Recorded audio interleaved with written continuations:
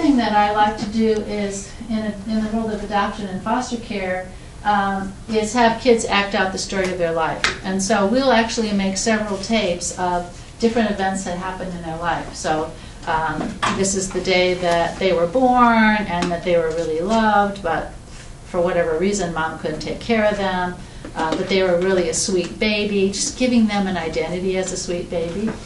And then have them act out different other segments of their life and see what comes up.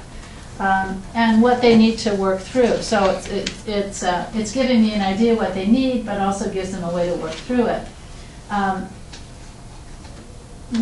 remember these two little boys that I had been in therapy with. I had in therapy for a while, and they were, I think, maybe 5 and 7 years old, and they started doing a puppet story of their life, and they got to one section, and it just got very intense, and they wanted to stop the story. And in that was the day I learned that when they were with their aunt, she used to stick them with pins.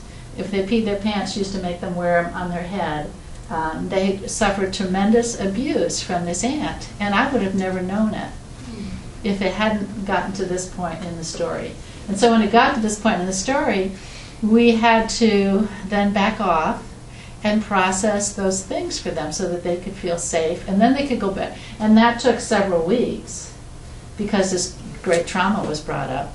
But then they could go back into the story, and they could make the ending that they wanted. They could say to their aunt, "You weren't supposed to do that." They could smash her. They could do whatever they wanted to her.